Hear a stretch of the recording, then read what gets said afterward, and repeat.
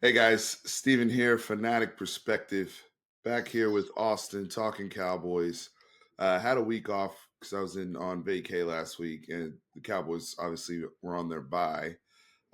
Austin, best thing that happened to me was missing the Detroit Lions game because of one of my best friend's weddings on the beach.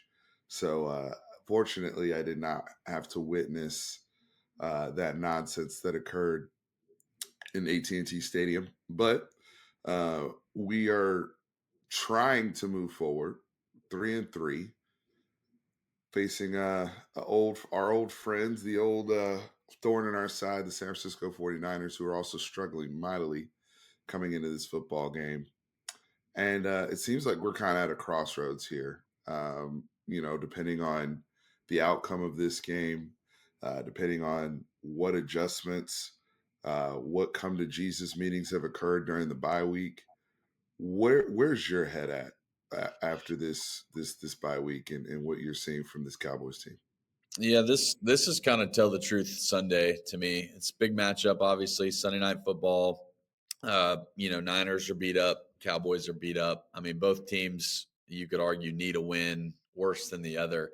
Um, I think as time passes, especially after a bye week, naturally you feel better about where your team is. Um, that's kind of the give and take of the NFL. A 3-2 loss is the same loss as losing by 40, which is obviously what happened in Dallas. I don't know. I've kind of gone back and forth. Obviously, San Francisco is like you said, they're the thorn in our side. They are gettable. They are beat up, just as we are. I did just look at an injury report, and we'll get into that a little bit. Some guys are up and on the come up, I guess, with potentially being able to play. So, winnable game for sure. But as far as standings wise, I mean, you look at Washington, you look at Philly. Those teams keep winning. When you said, the 3-3 Cowboys, we're not dead yet. That's kind of where I'm at. If I had to sum it up in one minute sentence, I would probably say not dead yet. Yeah, they haven't lost a division game. They've only played one against the Giants. So, that's your path to the playoffs, right? And to be fair, the Cowboys, until they don't handle their business there, that introduces a whole different level of concern. Um, I just wonder what's the ceiling for this team when you have an owner slash GM who is delusional, like and is not in 2024. Is it's Colin Cowherd talks about them running a family business. It's beyond a family business at this point. I mean, first of all, this is a multi-billion-dollar industry. There's a lot of smart, nuanced things that have to be incorporated here. And I bring this up because we just heard before recording that it looks like the DeAndre Hopkins deal is going to go through for him to go to Kansas City. Amari Cooper just got traded to Buffalo. We actually saw Josh Allen play with Amari Cooper against the Tennessee Titans. They scored a touchdown on Sunday. Aaron Rodgers, they even with the coach getting fired, they somehow are able to get Devontae Adams. But this ownership, which is diabolical in my opinion, because not only are they not doing their job as managing the team from a managerial perspective, but now they've gaslit fans into, well, if we want to know why they aren't aggressive making moves, we know they're getting beat up about the Derrick Henry thing. We'll talk about that in a second. But in regards to, hey, Josh Allen was struggling a little bit. He needed some help. Let's go get him some help. Patrick Mahomes has definitely been struggling. Regardless of the wins, he's been struggling. Let's go get him some help. Aaron Rodgers, let's go get him some help. But when we bring up Dak Prescott, it's, well, he makes $60 million. He should be able to figure it out. I'm tired of this shit, man. Like that to me, the level of ignorance in this fan base, the lack of football IQ, we are not in tune with the rest of the league, and I'm tired. I'm tired, Austin, when I'm seeing teams make moves, and then I ask, why we can't have somebody and people bring up the money as if everybody else hasn't gotten paid, right? Like we're working on a different salary cap than everybody else. I don't understand this. Yeah, I mean, as you say, kind of those deals, and then I'm thinking back even in years past. What do the teams that are serious about a playoff push do? They treat it like the Cold War. It's a stockpiling of weapons. And you see the teams that are doing that, like a Buffalo, like a Kansas City, teams that are taking bottom feeders like the Tennessee Titans, who, they're not playing for anything this year. Let us take your best weapons, right? Stockpile them to the ones we already have, and let's go make a run at this thing, right? Now, only one team wins. We know that. But again, I think it kind of I'm going to allude to what Jeff Kavanaugh said the other day. For those that don't know, Jeff Kavanaugh, Dallas Cowboy fan, but also writer, covers the team, very knowledgeable of what's going on. He had a really good analogy, and I'm sure some of our listeners and viewers will remember this. He said, "If I locked Jerry in a room and said, 'I will give you a Super Bowl, but you'll finish 17th in jersey sales, 15th in attendance, 17th ish on TV ratings, would you do it?" He says there is not a snowball's chance in hell that he takes it. But he lies to the fan base and says, "Oh, I want to win more than you guys do. Trust me. You guys think you're hurt. I'm more hurt." I mean, prove it, man. We're going on year 28, right? It's 29. It's just like you said, diabolical is kind of the word. And honestly, I'm so numb to it as a Cowboys fan. I'm sure you are too, where we just wake up and we just scroll on our phones and we see, oh, there's this team getting a Pro Bowler. Oh, look, there's that guy getting a top five edge rusher. And what's one thing in common? It's never the team with the star on their helmet. It like you said, it's been 20. How many 95. I mean, I'm how many 29, more? so So we didn't win. And look, this whole let's just blame Dak for everything. They've used Dak as the as Captain America's shield at this point yeah, over all of it. And part of it is because a big chunk of this fan base is idiots. And I'm just going to say it. I mean, we have a blame very some. large fan base, Got to blame but somebody. I mean, there are a lot of them suck, buy into that narrative and buy into. I mean, we are not educated a lot. I'm talking about those people. They're not educated on the cap. They blame millionaires instead of the billionaires. They act as though we were successful before Dak Prescott, as if we didn't ruin Jason Witten's prime and Des Bryant's prime and DeMarco Murray's prime and DeMarcus Ware's prime, who had to go win elsewhere, right? Tony Romo didn't win here. The group before Terrell Owens didn't win here. I mean, how many players do we got to go through, right? Terrence Newman. We're talking about guys that were either all pro or potential Hall of Famers or guys that are already now getting into the Hall of Fame. That's what we're talking about. Tyron Smith did not win here. Travis Frederick did not win here. Zach Martin. Zach Martin won't win here. Okay. So, I mean, Ezekiel Elliott. We can keep going, right? Amari Cooper the first time. Like, now CD and Dak. Like, it's one of those elements of you don't Jerry is so he has so much ego trip from Jimmy Johnson getting credit in the 90s that he refuses. He's only done it one time with Parcells for a very limited time, who was building it correctly, and then they parted ways. And since then, he refuses on purpose to have that true coaching, true football organization that you need. He refuses on purpose to supplement highly paid players with scheme. Scheme, there's no salary cap on scheme, bro. There's no salary cap on coaches. So you would think if you want to win and you're saying, "Hey, I'm investing 60 million.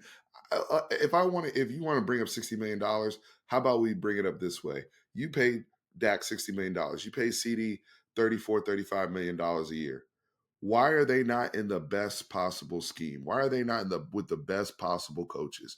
Would that not be the best way to capitalize on your investment to get the most return? But you want to just say, "Oh, we're hamstrung with cap." Austin, you were telling me how much cap do we have right now? 22 million. And like I said, you could take 15 million and go hire Ben Johnson. You could take the rest. You could go hire Robert Sala and you could say, hey, go win a Super Bowl.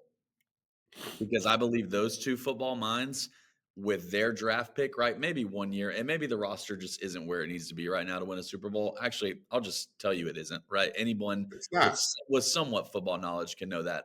But I'm just telling you, with two football competent people that are allowed to do their job, and I am a firm believer, this coaching staff can't do their job.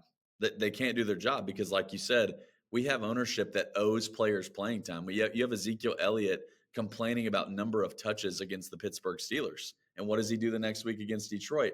He has 11 carries for 12 yards. I mean, it's like a high school booster club program where hey, his dad, he's got a good say, so we're going to give little Tommy the rock, more than this guy that deserves it. Have we benched a player? When is the last time we've benched a player? Like for anything. CeeDee Lamb throwing a tantrum on the sidelines, Trayvon Diggs. Do you know how fast Harbaugh and Mike Tomlin and Andy Reid would go bench those dudes and say, you know what? Hey, we'll eat the money that we owe you. We do control your playing time, though. If you're going to act like that, if you're going to blame other people, if you're going to act like a legitimate 13-year-old child on the sideline. But no, dude, we deserve every bit of the criticism when it comes to country club program because we've talked about it. Once you're in with the Cowboys, you're in. And you know what I mean? You're in. We play guys that are in, that don't add anything, but they're in. It's sad too because when you look at the cap situation, people love to say, "Well, if you want weapons, Dak should have taken a team friendly deal, or don't pay Dak, or don't do this, or don't do that." Okay, let me ask you this. That's why we couldn't. That's why we couldn't. Even Jerry said we couldn't get Derrick Henry because of cap situation. Do I agree with Jerry that Derrick Henry would be having the same season with the Cowboys if he's here? I do agree he would not be having the same success behind this scheme. Baltimore scheme does matter. He's a perfect fit for what they're doing. However, you were not trying to get better. That's not the excuse. Okay. You know why? Because the Eagles paid a quarterback this offseason as well, 50 plus $1 million. They also paid a receiver 30 plus $1 million. And And have they another number one option. and they paid the second receiver his extension. How the hell did they go and still get Saquon Barkley? And why do they still have more cap space than us with Hey, all we of got those moves? we got Dalvin Cook though. Stop talking to me about $60 million. First of all, $60 million is relative to the cap, right? Because these bozos out here don't realize the cap goes up, right? The TV dollars go up. It's the same conversation we were having in 2020 about I would never pay a quarterback $40 million. You have to. Now how many quarterbacks make 40 million plus, right? All of Half the them. league. So it doesn't matter. Like you guys, oh my God, it's so frustrating hearing these people that listen to Jerry's dumbass and then don't understand and not paying attention to the whole league at all. And it's there's going to be comments here that are going to ignore all of that and go straight to the quarterback and blame him or blame somebody else when this starts at the top. It's always been at the top. And I'm glad people are on Jerry's ass now in the national media because it used to be player blame. And look, players should get blamed for what happens on the field, right? If they go out and they lose to San Francisco, a game that I think they should win, I think you think they should win as well. San Francisco's super banged up. We're banged up too, but we I think we're in a little bit better spot than they are. But if they go and lose, then we will hold them accountable to what we saw on the field. But in terms of how this team was built and how this roster's been constructed, this is this is just malpractice what I've been seeing, and I'm Yeah. tired. Yeah, and even last week, I mean, like I know you said you didn't have the unfortunate, pleasure, what I thought was going to be potential pleasure of watching them last week, but They quit. I mean, they give up. I mean, I heard a segment the other day. The reason that NFL spreads are so like fine, like normally 2.5 to 4 points is kind of like that's a big spread in the NFL, is because the attention to detail is so minuscule that one or two plays, one way or another, determine a win or a loss. You're not supposed to lose by 6 possessions in the NFL. You're not. You're not supposed to do that. And what I saw Sunday was a team that, and how fitting was it that I think it was Jalen Tolbert dropped the pass right into the sun that Jerry refuses to cover up as well because his wife thinks it looks good for pictures, right? That was kind of a microcosm of the day where the game wasn't going to be, obviously the game was out of reach, but still that honestly made me laugh. That I'm like, look at this day, look at what we've built.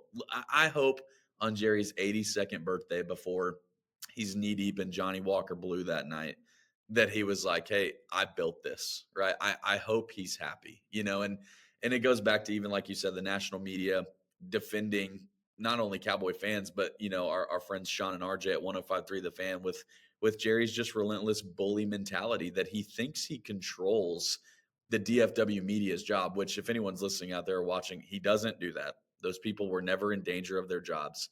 But to show you, like you said earlier, the ego of a man that will go to that level to threaten two grown men's jobs that are very good at their jobs. Honestly, I think Sean and RJ do a great job. That he has the power to say, I will get someone else to ask me what I want to be asked, other than hold my feet to the fire and truly answer the real questions why we've been in this situation for 29 years now. 29 years. And 29 years is not 2 or 3 seasons. 29 years is as long as you think it is. It is a long time. because you didn't feel like you got the proper credit before. It's So crazy. you've been chasing this.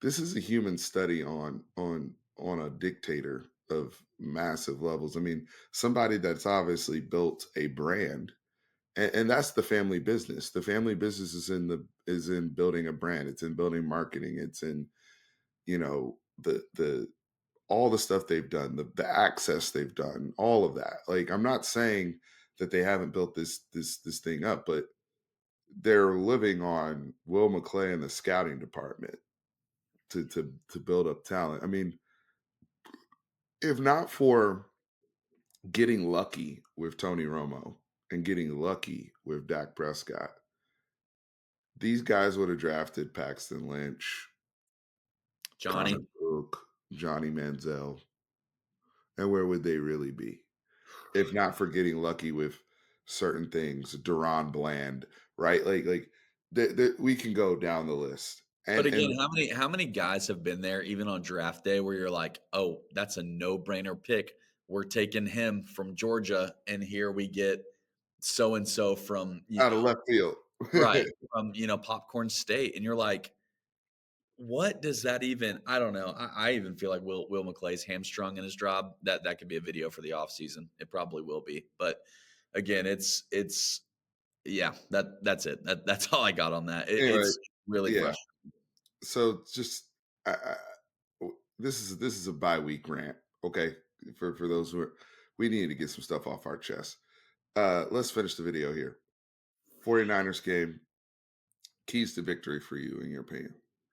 Yeah, I mean, just exploit their weaknesses. Obviously, they do have talented defensive pieces, but I do believe their defense is ranked like 24th right now in defensive efficiency. So, and part of the reason is their offense has been so bad that they stay on the field the entire game. And as a football season goes on, I think more and more people start paying attention to how much time of possession matters. And the 49ers' time of possession up to this point has been abysmal. I mean, they go 3 and out more than almost anybody. And again, that's not necessarily a detriment to Brock Purdy. It's really tough when you don't have the most essential, efficient back in the league in Christian McCaffrey. Debo Samuel, I believe, is battling pneumonia, so I would Mhm. assume his status is doubtful. Brandon Yeah. Ayuk, Mhm. unfortunately, is out for the remainder of the season. They have some O linemen banged up. So again, from a style versus scheme matchup, I do believe if the Cowboys are humming, we can get points. But again, I just don't know what team shows up on Sunday, and it's a dangerous spot to be as a fan because, like you said on Sunday, did I think the Lions were going to win? Yes, but by 40, no. So again, it just depends on what team shows up on Sunday, and unfortunately, I can't give you any more than that because I don't know. Yeah, I feel like this is going to be a up and down season. I mean, because of the top end talent, because of the quarterback, because of what some of the things they have, they're gonna stay afloat. Now, will they have postseason? Are they even built to do that? No, but they're not. Barring injury, they're not just completely doomed. And I think when you look at the 49ers, you talked about the injuries. It's tough. Here's another thing.